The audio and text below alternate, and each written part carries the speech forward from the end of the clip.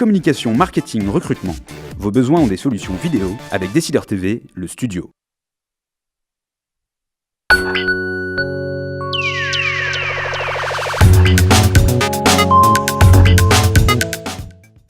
Bonjour et bienvenue à Décideur Politique, l'émission du JDD.fr et de Décideur TV. Nous recevons aujourd'hui Bruno Leroux. Bonjour. Bonjour.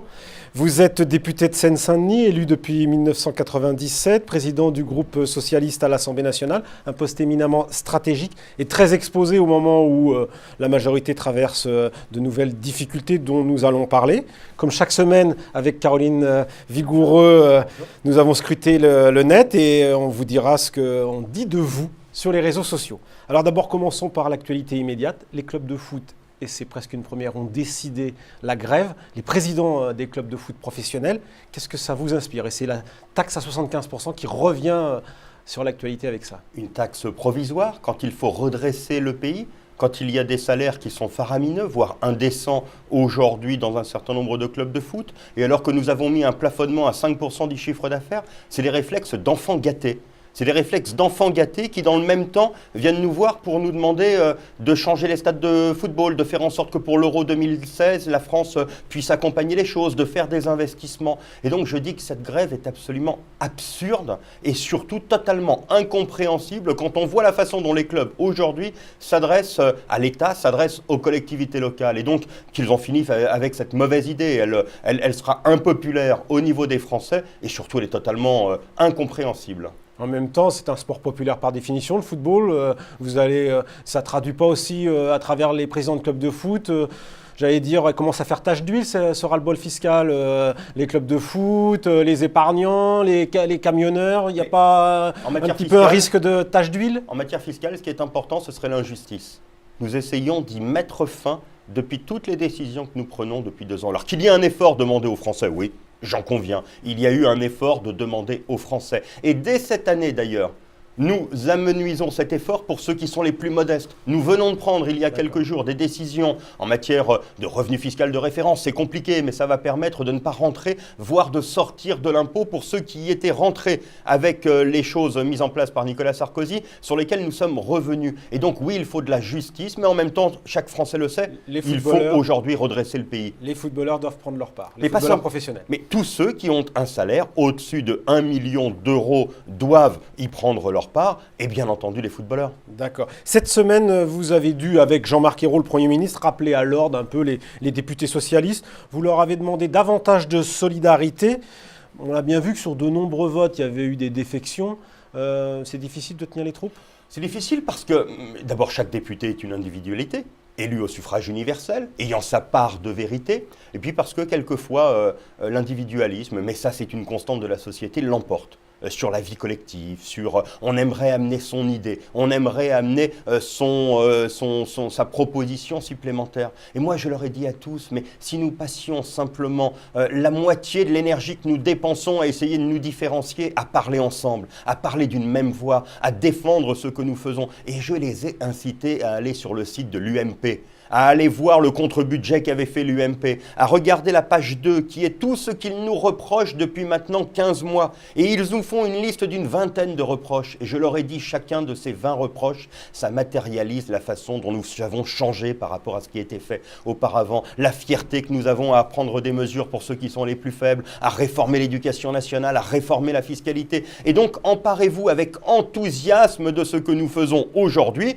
Amenez vos idées, certes, mais ne nous perdons pas dans ce qui est, en fin de compte, toujours le petit plus qu'il faudrait faire et qui met en cause la cohérence de notre action. Mais en attendant, ils sont de plus en plus nombreux à critiquer publiquement le président et sa politique. Comment vous expliquez ce malaise au sein de vos rangs? D'abord, je ne pense pas qu'ils soient de plus en plus nombreux, mais j'en entends. Et dans le même temps, j'essaie... Oui, on les entend beaucoup. Oui, bien sûr qu'on les entend beaucoup, mais là, vous faites référence au système qui fait qu'aujourd'hui, un député qui dit qu'il n'est pas d'accord prend autant d'importance que le Premier ministre qui annonce une mesure. Et moi, j'ai regretté que le jour où nous annoncions le budget, avec des mesures qui sont des mesures fondamentales, quelques députés se permettent de faire ce jour-là une interview, reprise bien entendu au même titre que la parole du Premier ministre qui disait « Il n'y a rien pour les plus modestes et rien pour les plus populaires ». Et je sais de quel côté était le mensonge.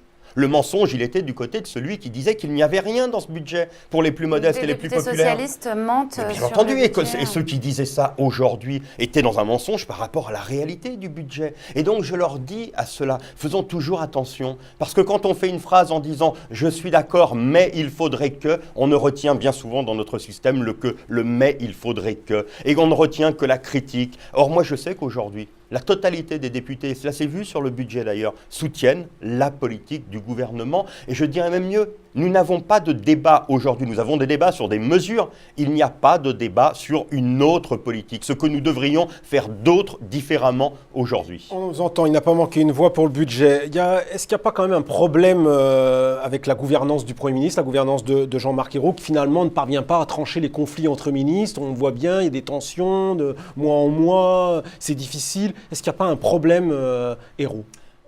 On voit les problèmes, mais en même temps, on n'arrive pas toujours ni à se souvenir de ce qui pouvait se passer avant, ni à les quantifier réellement. C'est la première année, par exemple, et je parle d'une grosse année, 15 mois, où il n'y a pas eu un seul problème parlementaire. Pas un seul problème, le gouvernement venant avec ses textes qui ne seraient pas adoptés à l'Assemblée nationale. C'est la première loi de finances où le gouvernement ne demande aucune deuxième lecture. Toutes les lois de finances, toutes ces dernières années, il y avait besoin de deuxième lecture parce qu'on n'y rêvait pas à se mettre d'accord à l'intérieur du gouvernement. Il va y avoir un petit problème au Sénat dans quelques jours. Oui, mais enfin, le Sénat, on sait très bien qu'aujourd'hui, il y a une majorité relative de socialistes et qu'elle est mise à mal par des fronts qui s'opèrent à contre-nature politique, d'ailleurs, allant du PC à la droite. Mais c'est l'Assemblée nationale qu'il faut regarder. Et quand je vous dis ça, c'est parce qu'il y a aujourd'hui une continuité, une force dans l'action qu'on ne voit peut-être pas, que je suis là pour rappeler, mais qui me fait vous dire qu'il n'y a absolument aucun problème depuis maintenant un an. Alors des débats, oui. Si on appelle le moindre débat couac, bah oui, il y a peut-être eu des couacs. Il y a eu de nombreux débats autour des propos de Manuel Valls. Et dans un sondage, on découvre que les Français préféraient que ça soit donc le ministre de l'Intérieur candidat en 2017 plutôt que François Hollande. C'est pas un petit peu dérangeant? Mais heureusement qu'on n'a pas testé un chanteur, ou heureusement qu'on n'a pas testé un joueur de football. Si on avait demandé est-ce que vous préférez que Zlatan Ibrahimovic, avec la nationalité française, soit le candidat la prochaine fois, après les 4 buts qu'il a marqués, on aurait réussi peut-être à faire en sorte qu'il soit aussi le prochain président de la République. Zlatan, c'est le Manuel Valls du football? Manuel Valls, c'est le Zlatan du gouvernement. Mais il ne peut gagner que parce qu'il y a l'équipe derrière tout cela. Et donc ces questions n'ont que peu d'importance. On ne mesure pas aujourd'hui, et c'est le président de la République, et chacun sait que nous sommes engagés aujourd'hui dans une possibilité pour mener notre action dans la durée, il y aura des élections présidentielles, et que nous ne serons en situation de les remporter que si les Français ont le sentiment que les choses ont changé, que leur vie s'est améliorée, et qu'à ce moment-là, celui qu'ils créditeront sera le président de la République qui a réussi à faire en sorte d'améliorer les choses. Et donc je ne me pose pas 3 ans et demi avant les questions qu'il faudra se poser en 2017. En tous les cas, il y en a un pour qui des questions se posent dans l'immédiat. On l'a vu cette semaine, il n'a pas pu prendre la parole lors d'une réunion devant les députés socialistes. En contredisant François Hollande, est-ce qu'Harlem Désir ne s'est pas mis en difficulté? Est-ce qu'il n'est pas maintenant plus ou moins obligé d'envisager de quitter la direction du parti dans les mois qui viennent? C'est injuste ce qui se passe. Je le dis sans embâche. Je pense que quand le président de la République, quand le président de la République prend une décision, a une parole, il faut qu'il y ait quasiment un réflexe derrière. Et moi, j'étais d'accord avec la décision du président, je n'ai pas eu de difficulté, mais j'ai tout de suite essayé d'expliquer ce qu'était la position du président. Et là, je crois qu'il y a eu un problème qu'il nous faut analyser collectivement. Et pour autant, le procès qui est fait derrière à Harlem Désir est totalement injuste. Il a aujourd'hui une charge au niveau du parti qui n'est pas facile. Le parti majoritaire, c'est jamais facile de le remettre en marche, de le mettre en route, de le faire affronter la réalité du pouvoir, surtout au Parti socialiste, avec ses sensibilités différentes. Et donc, il fait un travail. C'est pour ça que moi, je souhaite sans embâche être dans le soutien à Harlem parce que ce qu'il fait aujourd'hui est particulièrement difficile. Vous n'êtes pas nombreux à l'être en plus. Mais je tiens donc à l'être publiquement et à dire à tous ceux qui feraient des circonvolutions autour, des danses du scalp autour d'Harlem Désir aujourd'hui, que cela ne mène à rien, que cela ne mènera pas au départ d'Harlem pour ceux qui peuvent le souhaiter, et que la seule possibilité, c'est de prendre chacun toute notre part dans la direction du Parti socialiste et de faire en sorte qu'il n'y ait pas un homme qui soit tout seul, à qui on dise voilà, débrouille-toi, moi je suis derrière lui. Alors en attendant plus de solidarité, il y a une question qui se pose, les municipales c'est dans 150 jours, le PS va connaître sans doute des élections compliquées comme tous les partis au gouvernement, est-ce qu'ils ne risquent pas de payer l'addition, notamment à Paris? Écoutez, on verra. À Paris, il y a un bilan. Les élections, ça ne se fait pas comme ça, en lançant des choses et en attendant qu'elles retombent au moment. C'est souvent ce qui s'est passé ces dernières années. Le bilan, on l'a encore vu dans toutes les mesures qui ont été faites, est jugé particulièrement satisfaisant.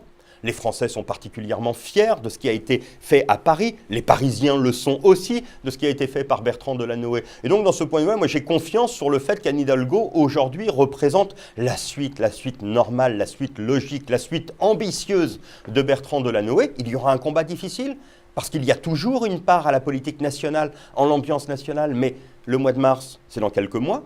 Il y aura eu des inflexions sur le terrain du chômage, vous le verrez. Il y aura des inflexions peut-être même sur le terrain de la croissance. Et si pour la première fois un gouvernement ne revenait pas en arrière sur ses hypothèses de croissance, mais allait plutôt en avant pour dire j'ai été trop prudent, c'est la première fois depuis bien longtemps que ça se passerait. Eh bien moi, mon travail, c'est de faire changer l'ambiance nationale. Et ensuite, je fais confiance aux candidats qui ont des bons bilans et des bons projets. Alors Caroline a travaillé pour nous, elle a regardé le net. Qu'est-ce qu'on dit, Caroline? Alors sur Twitter, il y a un internaute qui vous interpelle sur l'affaire Leonarda et qui vous demande si c'est vraiment républicain et humaniste de demander, comme l'a fait François Hollande, je cite, devant la France entière, à une gamine de 15 ans d'abandonner sa famille. Mais là encore, pas d'abandonner. Il y a aujourd'hui des centaines d'étudiants dans notre pays qui sont en France parce que leur famille a voulu qu'ils fassent leurs études dans l'école républicaine et qu'ils ne sont pas séparés. De revenir seul sans ses frères et sœurs. Mais on ne lui demande pas de renier ni ses frères ni ses sœurs. Il n'était pas dans une situation où il pouvait avoir le droit de rester dans notre pays. Il était donc normal dans nos règles. Si nous n'avions pas respecté nos règles, qu'est-ce que j'entendrais aujourd'hui? Ce serait de dire la République, comme cela, on peut bafouer ses règles, faire en sorte d'accueillir? Non. Là, il y a une règle qui a été appliquée et en même temps, une mesure que le président de la République ne veut plus jamais voir se reproduire. Aller chercher des étudiants dans le cadre du temps scolaire. Et donc, il en a tiré une conséquence individuelle en lui faisant une proposition, soit de venir dans sa famille, elle a de la famille en France, soit que ses parents lui autorisent à poursuivre sa scolarité en France. Elle ne veut pas, fin de l'affaire. Caroline. Alors sur Internet, toujours, la photo de Ségolène Royal que vous avez dû voir, qui pose en toge blanche, pieds nus, drapeau français à la main, est déjà relayée, parodiée, etc. La photo est accompagnée de la citation suivante, « Osez, Monsieur le Président ». Est-ce que ça ne vous dérange pas qu'elle se permette de donner des leçons de courage au chef de l'État? C'est normal de s'adresser au chef de l'État et dans le même temps dans ce qu'elle dit. À l'impératif Oui, mais j'ai l'impression, bien entendu, mais il y a un titre là-dedans qui est mis en exergue. Bien entendu qu'il faut oser. Moi, j'ai l'impression que nous osons. Nous sommes le premier gouvernement de gauche à faire en sorte de dire en arrivant, non, on ne va pas redistribuer. Et nous n'allons pas redistribuer parce que nous n'avons pas de quoi redistribuer. Et donc, c'est l'appareil productif, c'est l'appareil d'innovation que nous mettons en œuvre. Mais la réforme des retraites, il fallait la faire. C'est la première fois qu'un gouvernement de gauche fait la réforme des retraites. C'est la première fois qu'un gouvernement... Ségolène Royal est dans son rôle. Mais Ségolène Royal est dans son rôle et en même temps, elle l'image de fort belle façon. Moi, j'ai trouvé cette photo très belle. Bon, très attends, belle. Gladiateur, Monsieur Leroux. Une autre question, Caroline. Alors, sur Internet, il y a beaucoup d'internautes qui vous reprochent d'être très langue de bois. Vous avez même reçu le prix de l'Èche-Cul d'Or décerné par les journalistes politiques. Est-ce que cette image vous gêne? J'ai trouvé ça grossier et j'essaye de ne pas l'être, justement.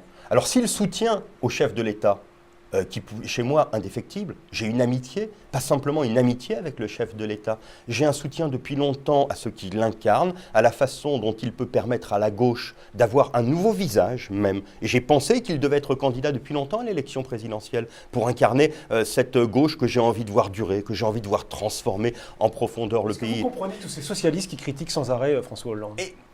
Je les comprends dans le sens où... Est-ce que vous dites qu'il faut arrêter, il faut dire faut stop? Je dis toujours il faut arrêter, mais je ne veux pas le faire d'un point de vue disciplinaire. Je veux que chacun comprenne bien qu'il faut d'abord être fier de ce que nous faisons avant de vouloir tout le temps ajouter quelque chose. Langue de bois.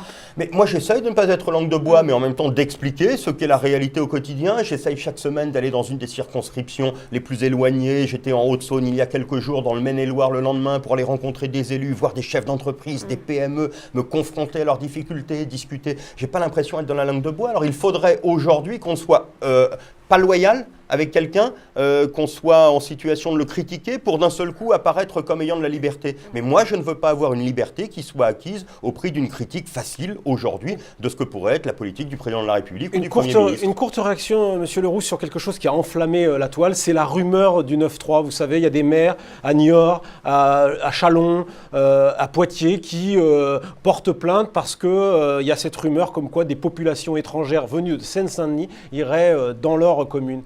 Qu'est-ce que vous en pensez? Que c'est scandaleux parce que c'est faux, bien entendu.